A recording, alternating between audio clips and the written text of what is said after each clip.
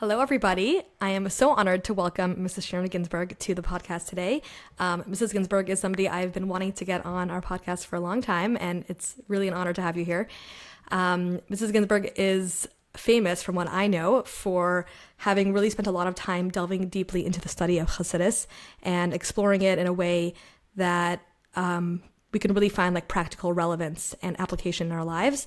And she's a famous author and lecturer and speaker and teacher of Chassidus. So she's somebody who I think really has a lot to share, and I'm really excited to have you here. So thank you for joining us. Thank you so much, Hadassah. It's very exciting to be here with you. You know, when we talked about doing this podcast, we talked about exploring the Sikha that the Rebbe teaches us about the story of Chana and how she davened on the whole interaction with her and Eli. And I had learned the Sikha, and I was like, okay, sure, let's do it. And you said you would send me some sources to read before, to understand more of what you were offering to your audience. And I was excited to get it. But then I got it, and I opened it, and it was literally like opening a treasure. Because usually when I learn a Sikha, or when any of us learn a Sikha, what we're really learning is the top floor of a lot of other ideas and information that comes before it. In other words, the Rebbe is really building upon the generations of commentaries, including Hasidic commentaries, but also commentaries like the Rishonim, the Achronim, and then when you read all the sources before, then you appreciate the Rebbe's insight, the Rebbe's unique contribution on such a bigger level. I had new insight into the Sikha just from reading it. So really what you're doing is so meaningful and so powerful. And I hope to be able to get these a lot. I'm so, I want to be on your mailing list. I want to get all your stuff because it just makes the learning so much more alive and meaningful. Yeah, no, I totally agree. I think that's something that's amazing in general about Torah, learning Torah, is that everything that we learn is like based upon generations and generations and layers of like commentary and interpretation going all the way back to Torah Shabbat, right? And it's something that I'm very passionate about in general, is like just giving women the opportunity to like see that whole chain, see the whole progression of like how these ideas developed, and it just gives a whole much richer and more profound understanding and appreciation for like whatever it is you're learning, which is just the bottom of this really long, intricate chain of Torah, interpretation. So yeah, it's beautiful. Yeah, thank you so much. Yeah, and for everyone who's listening, we're going to be having a link in the description with which you can go to download this booklet. We designed this beautiful booklet, pulling together a bunch of sources based on the topic that we're going to be discussing today, and you can download it. You can learn it on your own, you can learn it in your community, print it out. It's really a resource for you to be able to bring some text-based learning into your life. And we have two sides of the booklet, just so you know, part of it that has like the full Hebrew sources if you want to really delve into like the full sources in the original. And we also have a part that has shorter excerpts in English for people who want something that's a little more accessible. You don't have the time or the capacity to like really delve into all the Hebrew sources in the original. We also have English translation and smaller, shorter excerpts. So please take advantage and use that resource. I can't emphasize enough how much I think the value of actually seeing the sources for yourself is, as opposed to, only hearing it from other people. So hopefully this, our discussion will be inspiring and uplifting and give you insight. But yes, I also recommend looking at the sources for yourself afterwards. So, okay, are we ready to dive into our conversation? Let's do it. Okay, so I think the question that we want to discuss today is, we're looking at Chana, right? We read about her in the Haftarah on Rosh Hashanah, and we see that she's actually a prototype, a model for what tefillah is. And of course, because we read on Rosh Hashanah, it's specifically tefillah on Rosh Hashanah. And again, we're going to discuss how this, plays out both in the tefillah of Rosh Hashanah and tefillah throughout the year. And I think really the fundamental question that we're trying to answer, and that we're going to see that who Chana is and what her prayer answers is, the way I see it is just this general fundamental question we might have about davening to Hashem in general. That on the one hand, we have this, tefillah, and especially when you understand it from a Hasidic perspective, tefillah is all about this sense of awareness of the greatness of Hashem, the awesomeness of Hashem, and how small and insignificant we are in His presence, right? And it's all about fostering the sense of bittul, the sense of humility and deference to Hashem's greatness and who Hashem is. And if we look at Rosh Hashanah, if you look like all over, you know, in the davening, right? Like the central theme is all about crowning Hashem as king, right? Like like declaring Hashem's glory and Hashem's, you know, reign over the entire world. And then on the flip side, we have sort of this very basic, like even in Shulchan Aruch, like what's the halachic requirement to daven is to ask for our needs. Like it's very much about us, not about Hashem, right? It's about what we want, what we need in our lives, right? Like the very basic, like, you know, biblical requirement to daven is to, when you need something, ask Hashem to give it to you, right? And it almost seems like there's this tension of like these two very opposite modes of what tefillah is about. And again, I think like this tension gets even stronger once you like, you know, read all like the Hasidic sources that talk about tefillah and talk about Rosh Hashanah. And I think even just like culturally, like the stories that we hear about Rosh Hashanah in like the sort of the, you know, you have sort of the more like basic understanding of what Rosh Hashanah is about. It's a day of judgment, a day when like how our year is going to go is determined, and like, you know, that's sort of how we see what Rosh Hashanah is about. And then there's sort of this like more, this whole other side to Rosh Hashanah that's about nothing to do with us. It's actually not about us at all. It's about how we like commit to our relationship with Hashem, and it's about how much we're able to really acknowledge and become aware of the greatness of Hashem. If I could just share a story quickly, because again, I think there's a lot of, I mean, we hear a lot of stories like this about this sort of this other side of Rosh Hashanah, and sort of like putting emphasis on that side of Rosh Hashanah, the declaring Hashem's kingship side of Rosh Hashanah. And you know, my father used to always, growing up, he used to always tell us these stories that he, these memories that he had when he was in yeshiva in Benoit, and he has memories of like these older Hasidim who he witnessed davening in Rosh Hashanah and like what their davening was like. And he says he remembers distinctly, you know, Hasidim like Rabbi Nissim Nemanov or Rabbi Yisrael Naich Belenitzky, and he has this distinct memory of, you know, standing next to Rabbi Yisrael Naich on Rosh Hashanah, and Rabbi Yisrael Naich like there were points in the davening, he was already like in his 90s, I think, when he would just burst out crying. His whole body would be shaking from like sobbing. And he says he remembers distinctly, like when it came to Unasana Taikef, Kedusha Hayim, right? When we like the prayer which most of us get emotional by, right? Like mi b'mayim, mi b'eish, mi yachya, mi yamas, mi b'cher, mi b'chaya, right? Like what's gonna happen? Like what's our fate for this year? And he said by that part, like he would just daven through, like it wasn't dramatic at all. But he would get to like v'choma minim, then he would like break out crying. Or when he would get to, you know, V'yeda kopal ki ata pa'alta, like every single creation will know that you created it, like then he would burst out crying.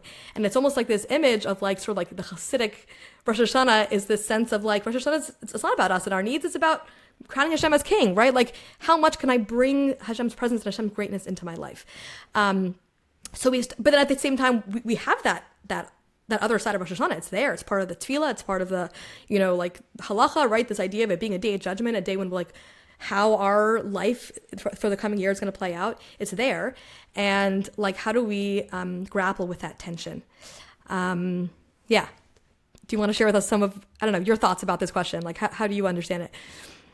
Yeah, so that is, when you were describing the image of Rabbi Yisrael Naich davening, it really, I got the chills because it really resonated with me. That is what I always imagined. And maybe a little bit cynical about this idea of like getting so emotional when we talk about Unasana Tekef, right? As opposed to, quote unquote, the real stuff, which is about Hashem. So, and this takes us right into the story of Eli and Chana, which Eli had that same question to Chana. Chana's standing there in the Mishkan, and she's pouring her heart out, and she's doing it in an unusual way, very intense, and different from what was common. And Eli comes over to her and says, what is going on? Until when will you be drunk in the house of Hashem? And that's really what really seems to be the question is, he's asking her, like, why are you drunk as a drunkard? And what I learned from the commentaries that you provided is that all the commentaries explain why she was doing it in that way, because she was, in other words, all the commentaries explain why Eli thought she was drunk is because she was unusual. She was doing something very, very different. Now, the Rebbe asks a few questions about the story as it's told in the Navi. And the first question the Rebbe asks is, how could Eli make such a big mistake? Chana was pouring out her heart to Hashem. She was doing it in the most holy way. She was engaging in a beautiful, intimate connection, her relationship with Hashem. And Eli thought she's drunk. How could Eli have made such big mistakes? You know, sometimes we throw a ball and we miss by a few inches, and sometimes we have an idea and it's slightly off the mark, but here the mistake that Eli made was extremely off the mark, completely off the mark. He thought she was drunk and she was completely inappropriate, but really she was davening with deep intensity, which is the epitome of pure and beautiful. Now, the Mefarshim, the commentaries, provide us with a very reasonable, logical, clear answer to this question. The reason Eli had this perception of Chana is because what she was doing was so unusual. There was a way that people davened during those times. There was a process. There was a specific description that was the standard method, the typical posture for standing before Hashem with humility and speaking in a certain way. And what Chana was doing was outside of that box.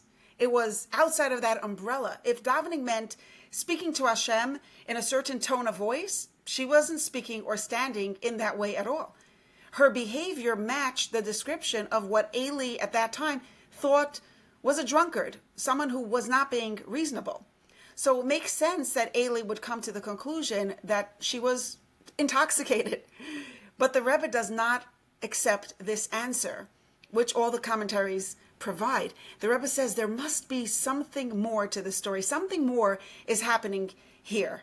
And, you know, first of all, as an aside, I think this is in itself a lesson for us because, and this is something that I appreciated especially after learning the commentaries, because every question is really a statement. Inside of a question, there's a statement, there's an assumption that we're making.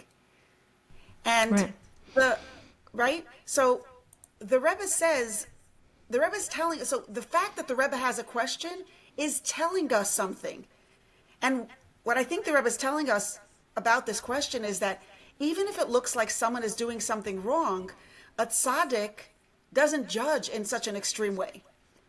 That's the Rebbe's conclusion, the Rebbe's way of thinking, the Rebbe's unique approach is Eli could not have been accusing Chana of being drunk in the typical sense of the word, because he couldn't have made such an extremely judgmental assessment of her. And this approach, this thought process is the beginning of the whole lesson that the Rebbe teaches us about davening, right? Because the foundation, the starting point of the conversation is that a tzaddik would never look at a person and make such an extremely off-the-mark judgment about them. So obviously there must be another message here. And another aspect of this idea is related to another one of the questions that the Rebbe asks us to reflect on, and that reflects on the Rebbe's unique Ahavas Yisrael, is the Rebbe asks, if Eli made a mistake, why didn't Chazal just leave that part out of the narrative? Why do they have to include it? The Torah is so careful to be positive, even when it comes to describing an animal. Why would the Torah be okay with humiliating Eli in public, sharing his mistake for generations to come? So it must be that there wasn't just a mistake. It must be that there's a message in here that's not just a mistake, but an important and valuable guidance for every one of us throughout time. And the reason that this mistake is part of the narrative is because it's part of our lives. It's a voice in our own heads, basically. Yeah. Like we have to hear about this mistake because this is a mistake we all make every day. Yeah, and that's how the Rebbe begins to answer this question. The Rebbe says that each of us has this experience, this inner conflict. You know, I personally don't relate so much, maybe because I grew up with bringing my personal needs to Hashem. In other words, that's something that I don't feel uncomfortable about bringing my personal needs to Hashem, but how I personally relate to this challenge is more how specific, how elaborate, how passionate can I dare express myself as I'm standing before Hashem? Yeah. Because there's a voice in my head that says, be normal. Right. And I don't know if you've had this experience, but I've had this experience so many times when like something really difficult happens in my life, and all of a sudden I'm like, oh, I have to go daven, or like that day when I daven, I'm like feeling very emotional all of a sudden, and then there's like this other voice in my head that feels guilty. That's like, oh, all of a sudden now I'm feeling emotional because like I really need something. It's like, where was I till now? Like, how come? Why is this all of a sudden triggering me and making me like get into my davening? Like, this shouldn't really be what davening is about. And like, what I'm all of a sudden now going to Hashem about my petty desires or needs. Like, that's ridiculous, you know, like what are my petty human needs in the face of like, you know, Hashem himself, who's like, you know, like that shouldn't matter. That should be insignificant. And I think really this is the question in general about tefillah as a whole. It's like, why is the climax of tefillah Shemona Esrei when we ask for our personal needs, right? Like, we spend the whole Sukkah de Zimra describing, like, you know, how Hashem's greatness and like the greatness, the you know, infinite like beauty of his creations and all these things, and the malachim. Like, we spend all this time like trying to like create this sense of like love and awe of Hashem, and then like the climax is like, oh, and by the way, I need money, and like, oh, by the way, if you can like make my kid feel, you know, not feel sick anymore, like, that really, like, how does that work? Like, it feels like out of place, and I think that's sort of what we want to address here, right? Yeah. And so the Rebbe quotes the Keser Shem Tov, which is included in the source sheets, which was so fascinating to read, because where in my day would I come to open a Keser Shem Tov? Right. But if somebody handed it to me on a piece of paper and said, this is the Keser Shem Tov that the Rebbe's this is the actual text of the Keser Shem Tov, it was such a gift to be able to read it. It was such a beautiful opportunity, so meaningful. And what the Baal Shem Tov teaches is that based on the pasuk in Tehillim, Re'evim gam tmeim nafsham behem tesatav, they are hungry and they are thirsty, but really is their soul yearning. Their soul is desiring something. That when we have a physical desire for food or drink, it's really our neshama, our soul, that desires to elevate the godly sparks, the godly energy that is imbued and invested in that food, in that physical item. So that totally turns around our whole perspective on the physical needs of a Jew. And what's interesting is that the Rebbe says, even if we're not conscious of our soul's desire. I think usually we aren't, right? Usually we're not. Yeah. Yeah. The Rebbe says, even if we're not conscious of that, of the fact that it's our soul wanting to create spiritual connection and elevate this physical need for a spiritual purpose, for a divine purpose, it's still there and it's still true, and that is still the reality that's playing itself out, whether we're aware of it or not. And Chana actually was expressing this from that place. When Chana expressed her tefillah, she said, I don't want a son just to have a little, to be able to prance up and down Kingston Avenue with my bugaboo and feel so good that I have somebody to hold my hand with as I walk down the street. That's not what Chana, even though everybody should have that, everyone who needs children should be blessed with children, for all the fun stuff and for the social stuff as well. But Chana said, I want a child because I want to raise him. I want to raise a soldier in the army of Hashem. I want him to be a soldier in Hashem's army. I want him to be a leader in Hashem's army.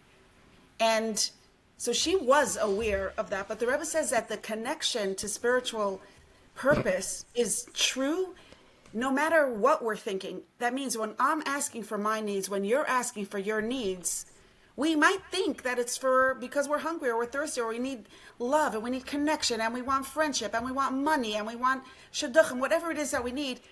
It's really our soul wanting to fulfill its purpose, because the soul's purpose is fulfilled through the body, through the physical needs, through actual mundane daily matter, like through our children, through the things we do, through the things we have, and the way we live.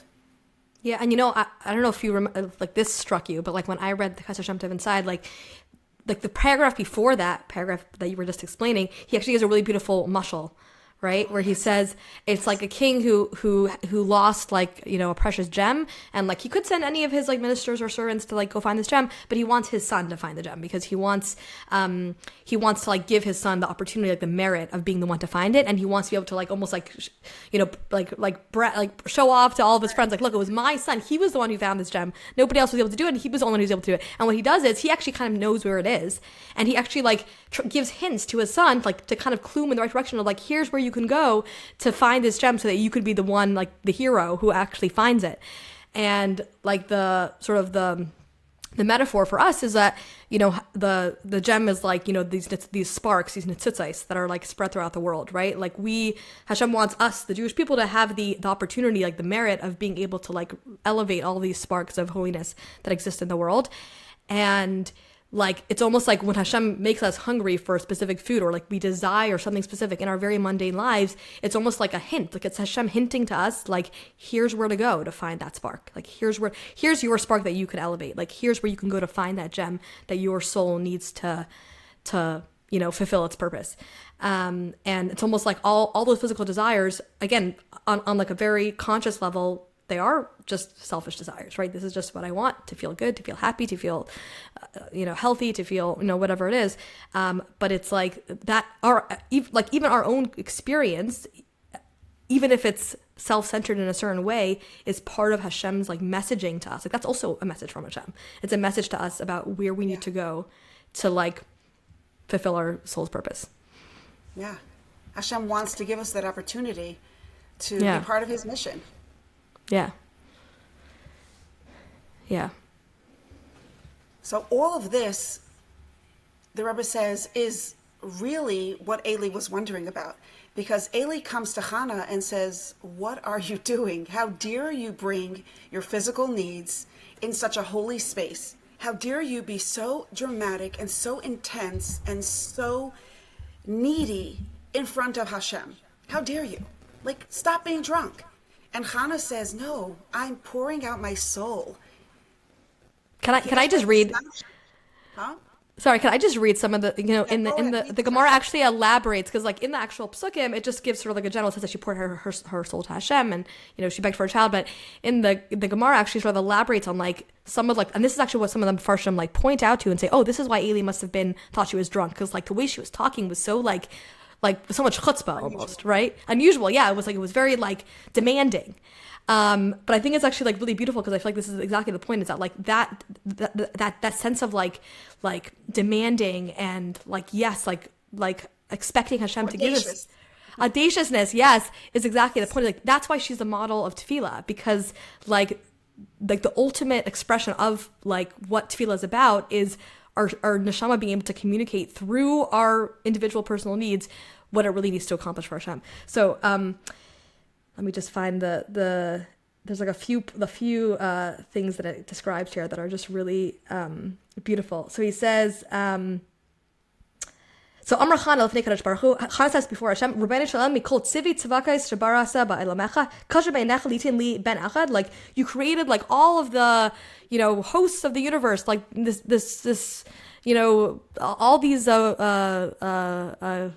worlds, and everything you created, you don't have the capacity to give me one child, right? She's almost saying like, Hashem, you're so great, like what is this for you? It's nothing for you. Why can't you give this to me, right? And then later on she says, oh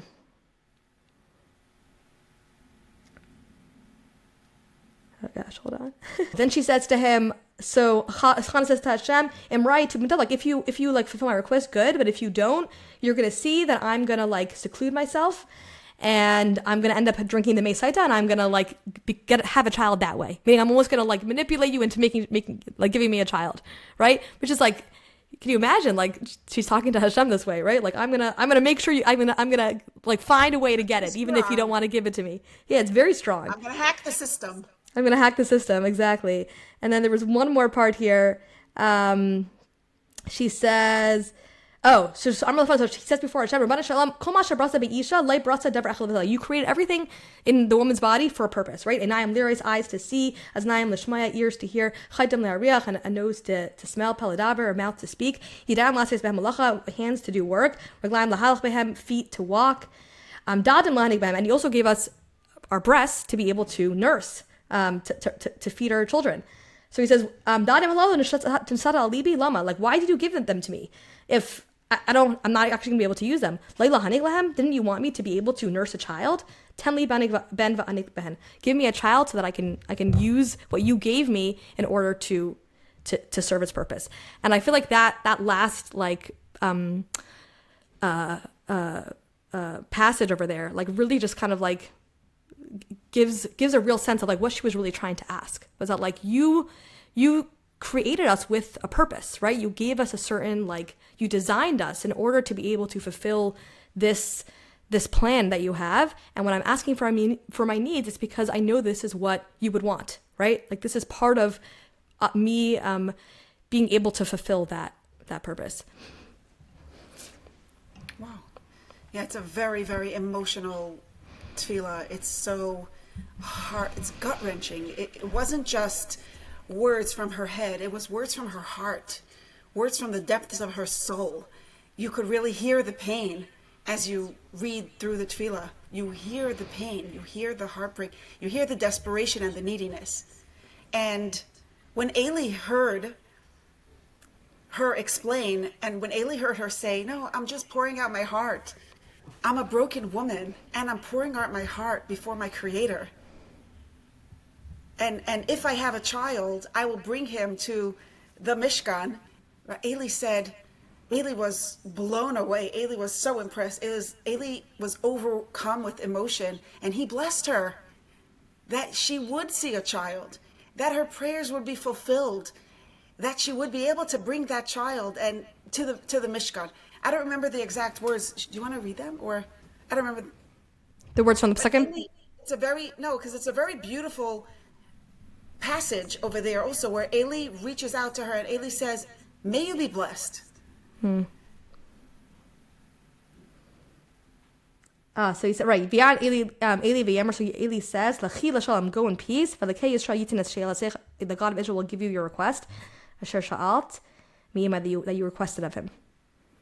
Yeah, Eli promises her that her prayers will be answered. If so, you got it, lady. You got it. Your prayers will be answered. Go in peace. You can trust that this tefillah will be answered. So the Rebbe talks about this part of the conversation, and the Rebbe says that there's that voice of Eli in each of our minds. There's a voice of Eli in each of our minds, that voice that discusses the conflict, that voice that presents us with the conflict that we talked about earlier. Last year, I learned the Sikha shortly before Rosh Hashanah, and when I learned this piece, the fact that each of us has this inner conflict, I didn't really relate to the conflict as it was described here, that tension between spiritual and physical. I thought, I do not have this tension. I don't have a judgy voice in my head that's telling me what's okay to say to Hashem and what's not okay to say to Hashem. And so I was curious about it. I was wondering about it. And at the time, there was something bothering me. It was like in the background of my mind and heart, even before I had learned that Sikha. And as Rosh Hashanah came closer, I thought about writing a pidyon nefesh, a letter of request to the Rebbe. And I started writing it in my mind. I started thinking about it. I started thinking what I'm going to write.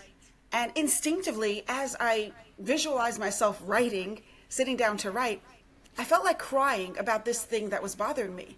I felt like just pouring out my heart. There was a flood, a surge of the pain that came to the forefront of my being. And instinctively, immediately, there was an inner response to that crying. It was like a different part of me said, come on, it's not that bad, it's fine, don't be so intense, right? There was another part of me that was basically criticizing me for touching my desperation, for holding my deep neediness, for leaning into that desire for the problem to be solved. There was a part of me that was really holding me back and protecting me from feeling my pain. And all of that happened in a matter of seconds, because our minds work much quicker than what we could describe in words, and happened very, very quickly. And the moment might have passed without me even noticing, but because I had learned the Sikha, and because I'd been wondering about this inner Eli that the Rebbe describes that voice in our head that holds us back from davening. As soon as I noticed my own hesitation, I thought, wow, that is the voice of Eli. Because Eli says there are rules about how to approach Hashem. There's a way.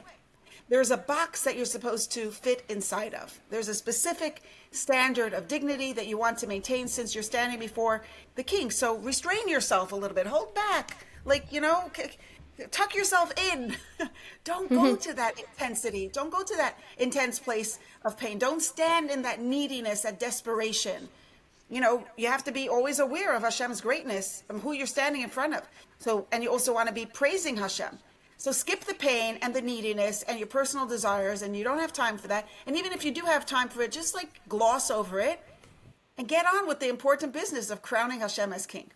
And when we hear this message inside of us, which again, for me, it's not just a difference between spiritual needs and physical needs, but it's also how desperate can I get? How much can I allow myself to touch that pain, to hold the neediness, the desperation as I am standing before Hashem? So when we hear the Eli inside of us, when we experience that inner resistance or the hesitation to lean into our deepest emotions or our most profound pain, our innermost wishes and personal desires, that is the voice of Eli. And that's not where we want to stop. That's not the voice we want to obey. That's not the voice that holds the day. Chana holds the day. Chana is our role model. And Chana, as a role model, says, lean into your desperation. Don't be afraid of your intensity. Don't think about what other people are thinking of you as you daven. Don't be worried. Yeah, so people said, I am off the wall, I'm drunk, I'm different, I'm unusual, I'm strange. It's okay. When we're davening, we can daven intensely. We can allow ourselves to bring our deepest needs to Hashem. That's not us being strange or drunk. That's us being real. That's us connecting. That's us expressing our soul, our deepest soul, which we're not really always aware of and which we don't wear on our sleeves throughout the day, but it's important. That's what davening is for. And that's fulfilling the purpose of our creation. Wow, that was really powerful. I think I want to also, if you don't mind, move a little bit into the other sikha that we also put into this booklet. Okay. We tried to kind of sort of give this full picture of how Chana is the model of tefillah, and how, on the one hand, we see that it says, the Gemara tells us that we learn all these halachas about tefillah from Chana, right? All these details of how we're supposed to daven is from the descriptions of her tefillah in the psukim here. And at the same time, she's her tefillah is so misunderstood, right? Eli is so confused by it, right? And something about her tefillah is on the one hand, this is the ultimate model, and at the same time, there's something very counterintuitive about it. And I think when we read those, when I was reading before, the description of how she was so demanding to Hashem and demanding that Hashem give her what she wants, without compromising. I think we sort of have to kind of it sort of helps us cut to the core of what tefillah is really about ultimately. Do you want to explore that sikha a little bit? Yeah, so in that sikha, the Rebbe talks about the difference between a bracha and when we say Yehi Ratzon, because the word bracha comes from the word brecha, which is a pool, and it expresses this idea that when we ask Hashem for a bracha, what we're really asking is for Hashem to allow the blessings that are already destined for us to flow down into our lives and into wherever we need it. That's the idea of bracha. We're saying, Hashem, give us that bracha. Let that light, that energy, the goodness, the blessing that is intended for us, that's already there, let it flow. It must be stuck somewhere in the many different layers where it has to come down. Let it flow, let it come, bring it down all the way down into Gashmias. Bring it down all the way into this physical world, into my life, exactly where I need it. That's the idea of a bracha. But the Rebbe says there's something else that's very different from a bracha. And that is when we utter a tefillah that begins with the words Yehi Ratzon, may there be a will. Over here, when we're asking for a Ratzon, we're asking Hashem not just to be limited by whatever is already preordained for us, what already is set aside for us. We're asking Hashem to create something new, to create a new will, to bring it on, even if we don't deserve it, even if it wasn't meant to be, even if it was never part of Hashem's plan. Bring it on, Hashem. And that's really what Chana was doing. And to such an extent, Chana asked for very specific needs. Chana asked, she wanted Zera Anashim. She wanted her son not just to be anybody, she wanted him to be actually a holy person, committed to Hashem. Right. Which is not even possible. Nobody asks, that's right. Everything is in the hands of heaven except for fear of heaven. But she was asking for something that's totally out of the box. Right, like it's not even possible. Like, how could Hashem promise that to her, right? Like, that's such, you would think that's not even within the realm of possibility. And she demanded it anyway. Yeah. And I think what's so powerful about that whole idea about the Ratzon is that, like, tefillah, you know, like the reason why Shemona Esrei is the climax of davening is because, like, ultimately, like, the whole process of, like, leading up to Shemona Esrei is about us trying to, like, appreciate Hashem's perspective on the world, right? Like, what is it, you know, creating this sense and this awareness of Hashem's greatness and Hashem's, you know, how everything is so insignificant compared to Hashem, and, like, really trying to, like, get a sense of, like, what is, you know, what's Hashem's vision? Like, how does Hashem see the world? And then when we get to Shemona Esrei, it's that point when we have the ability, like, what's so powerful about Shemona Esrei is that we actually have the ability to, like, stand before Hashem and say, we are, like, we're looking at the world from within as a human being from within the world, and we want something to change, like, something about the way your vision for the world is, like, we're asking that it be different. And that's, like, the most powerful, that's really the most powerful thing about davening. Like, the reason why, like, that's, like, the core of what davening is about asking for our needs, is because the most powerful and the most significant thing that we do when we daven is not so much about, like, ourselves and how much we develop our own appreciation for Hashem, but it's the fact that we actually have the ability to, like, change the way Hashem is going to, like, direct the course of nature. And that's the ability Hashem gives us when he asks us to daven to him is, I want your perspective. Like, I want your, as a human being living in the world, to share your perspective with me, and that could actually determine the way the future is going to play out. And Chana's like, yeah. No, I'm just saying, Chana is the representative of that. Like, she's representing, like, what the core of tefillah is really about, is that ability to, like, that power to do that. Yeah, and for each of us, maybe that's why davening is compared to a ladder. And Shemona Esrei is like the top of the ladder in a certain sense, because we're climbing up a ladder of awareness of how great Hashem is, of how awesome he is, how infinite, how limitless he is. So that by the time we get to Shemona Esrei, now we have that awareness of who Hashem is, and all the brachas of Shemona Esrei, this is not in the Sikha, but just my personal observation, we never ask Hashem, oh, give me healing because I want it so much. It's like, give me healing because you could. Like Chana said, give me a child because you could. Right, you could. Right. Not because I deserve it, you know, just because you could. And that's so powerful.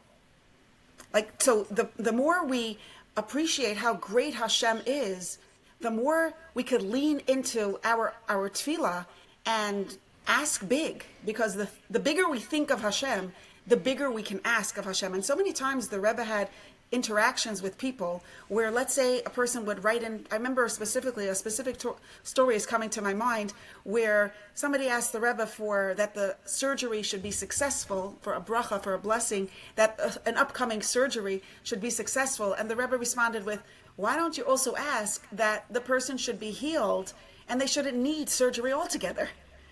So the Rebbe also wanted us to think big. Right. And to lean into that possibility, the infinite possibility. Before we went to the Eihel, I remember before I got married, my father told me, Shem sich nicht. Don't be embarrassed. Ask for whatever you want. You know, also under the chuppah, like, just ask for whatever you want. Don't be embarrassed. There is that voice inside of us that tells us, don't get too intense, don't get too emotional, restrain. Like, who am I? Yeah. Who am I? And also, I don't want to be that weirdo who has such a deep emotion. I don't want to be that weirdo who is standing in the corner and really actually touching the depths of my pain and holding on to that real need for a salvation, for this problem to be solved.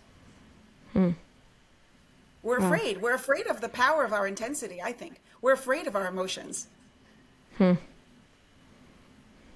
that fear is really part of the voice of Eli that says, hold back, don't go there. But the power of Chana and the message of Chana is definitely go there, absolutely go there, with the awareness of how great Hashem is, with not just asking for a bracha, but ask for Yehi Ratzon. Don't have any rules in what's okay to ask for and what's not okay to ask for. think big, ask big, and limitless in a limitless fashion. Right. Yeah. So I think if we can kind of like sum up, I guess, if we're going back to like our original question about this tension of tefillah and this tension of Hashanah, like to me, like the way when I was learning both of these sichas and like the background sources that we put together, like I almost saw it as, if we're trying to understand in general this tension between like my personal needs and my like this relationship with Hashem, where it's about developing this awe and this awareness of who Hashem is, and like where does my own self and my own like personal interests come into that, like where's their place for that.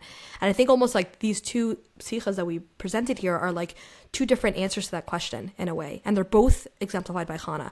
And one answer is that, you know, in a sense that is the ultimate power that Hashem gave us, that when we have a personal desire and a personal want and a request, and we voice that to Hashem, we have this with this sense of humility and this sense of like this sincere like outpouring of like just again, not because I deserve it, but because Hashem is so great, I know that he can do this.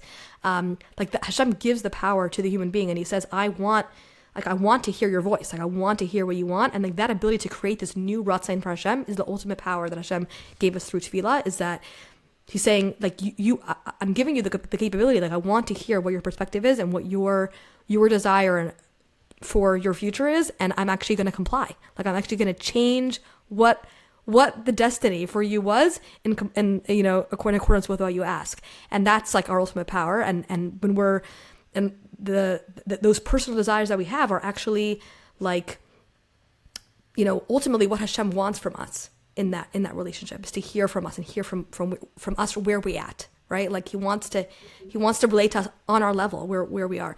And then the second point, which we were speaking about first, is this idea that, you know, even our personal desires are themselves, even if we're not aware of it, like really in essence a calling from our soul, telling us, pointing us in the right direction of what our mission is. And I think actually there's something so fascinating about that idea, is that I think that's like more intuitive to us, or like it can be more intuitive to like appreciate that things that are external to us in our lives are like Hashem sending us a message, right? So like something happens to us that we couldn't control. Okay, Hashem is sending me a message that X, Y, Z, like I'm not in control of this thing, or Hashem is sending me a message that I should really be doing this thing instead of that thing, or right. So like we can kind of look out for signs in our lives of like events that happen to us, for like, you know, how is Hashem speaking to me through this event? But I think what's less intuitive is that sometimes my own inner world, like my own desires, my own thoughts, my own like inner drives are also a message. Like that's also Hashem communicating to me through myself. And that's like, I think that's like the novelty here, is that itself can be a message to me from Hashem about what I'm supposed to be doing. Wow. That was so beautiful. If I could circle back to this concept of there being an underlying assumption, a statement, a thought process that brings us to a question, I would love to circle back to that and come back to that original question as the Rebbe answers it in these two sichas. In the first sicha, the story of Chana, the underlying question was, how dare you bring your physical needs? The thought process behind the question is that spirituality and physical needs are two separate ideas. And through this answer, through what we learned today, we realize that there's no line between a Jew's physicality and spirituality. Spirituality is expressed in the physicality, and the physicality is an expression of and tied to and the fulfillment of, the deepest fulfillment of our spiritual purpose. There's no line between who I am as a physical human being and who I am as God's beloved daughter. Our identity is completely intertwined and interconnected. There's a oneness here, right? So there's no distinction, and it's totally appropriate.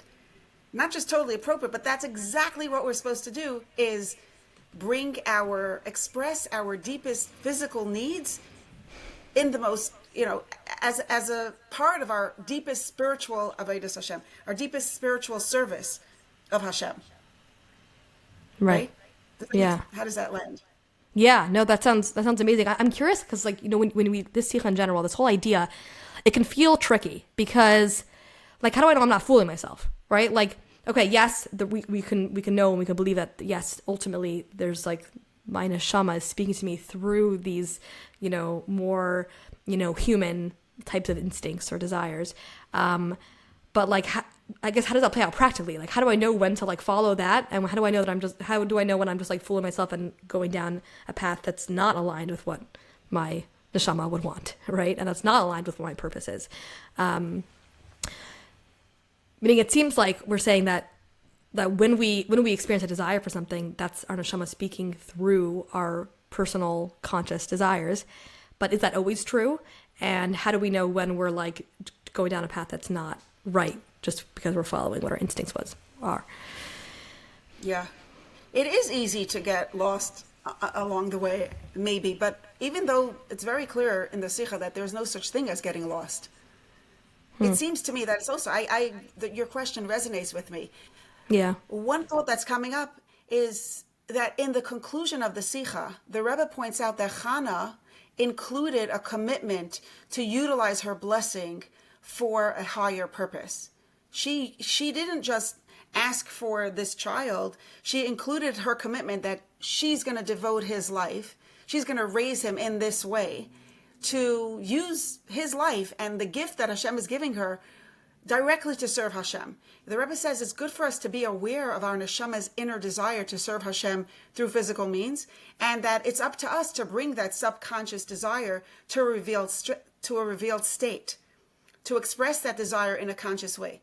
So if at any time I'm worried, am I being too physical? I want to ask myself, well, not am I being too physical, but am I getting lost in just endless desires that has actually nothing to do with my soul? So again, the Rebbe says, if you didn't want it, if your soul didn't want it, you wouldn't want it. I think this sikha really gives us 100% clarity that if you want it, it's your soul wanting it. That's 100%. At the same time, the Rebbe does tell us that it's up to us to bring our subconscious desire of our soul to a revealed state. So we can ask ourselves, how can I use this blessing to actively, consciously serve Hashem? How can I express this desire in a conscious way, the desire of my soul in a conscious way? And I think that when we do, the Rebbe concludes the Sikha with saying that just like Eli gave Chana a bracha, a blessing, so too Hashem will for sure give each of us revealed blessings in all that we are asking for. The Rebbe literally concludes with that type of like a beautiful, beautiful blessing that everything we're asking for, everything we approach Hashem for, everything we need, we should see revealed blessings in all of it. Right. So I guess it's kind of like, you want to have a beautiful house. You want to get that job. You want to be able to, buy this car, right? Or whatever it is. And I think... You want a child. You want a child. Yeah, for sure. But I guess I was trying to give examples of even things that are like less obvious, that this is like a real desire that's actually like, yeah. And I think, so I think the first step is just like realizing that like there's an neshama level, right? There's like something deeper. There's a deeper part of me that's like, it's like sort of generating this desire because it's pointing to me in a direction of where we want to go in order to fulfill our purpose. But I guess like the next level is like when I'm actually going to pursue that, like you said, bringing that, hidden voice to the forefront and saying, okay, like how is this actually going to be utilized in a way that's going to fulfill my purpose? And I think we know that it's not following that inner calling if it's taking us away from that purpose, right? And I think this requires a lot of honesty sometimes to acknowledge this of like, when is this like, aligning with what that inner calling is really about, and when is it like veering away? We can misread the clues, right? We can misread like where the clues are actually pointing us sometimes, Yeah. I mean, to fulfill, Chana actually made good on her promise. Right. She actually showed up, not just when she was davening, but the morning after. Right. And every morning after for the rest of her life. Yeah. Because, I mean, if we think about it, she literally brought her son when he was very young to the Mishkan. After all these years of waiting for a child, she she demonstrated that it was never about her. Right. When he was 3 years old, Which is right? really, really, Yeah. which is really, that in that sense, she really is a role model as well. Like, and I think that's the part where we want to use our blessings to express Hashem's greatness in this world. That's really what Rosh Hashanah is about. The Malchus of Hashem being expressed through physical blessings, through physical needs. Wow. Yeah. I feel like the way you just put it, that one sentence, like kind of brought together like the two like elements of the, Rosh Hashanah davening, like just coming together. It's like we want Hashem to be king and we want him to give us the tools this year to be able to reveal that his presence in the world. Yeah, we want the tools to be able to express his kingship. That's really what all our stuff is about.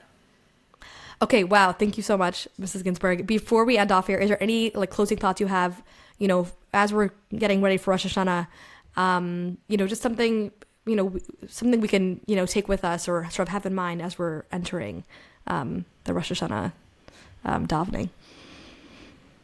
So this year, as we go into Rosh Hashanah, all of us have in our hearts, we're carrying in our hearts October 7th, which last year when we stood on Rosh Hashanah, we had no idea what was coming. We could never have imagined the catastrophe, the tragedy, the bloodshed, the tears, the brokenness that we experienced this year as a people, as a nation. It's been brutal. It's really been a brutal year. And I think so many people are in pain. And people in my circles, at least, that I speak with, for some of us, we kind of had to numb ourselves a little bit just to be sane. We're not allowed to feel, because if I would really lean into the pain of what's going on, of the hostages, when I think about the hostages in captivity, I can't breathe. So how could I lean into that? But Rosh Hashanah is coming.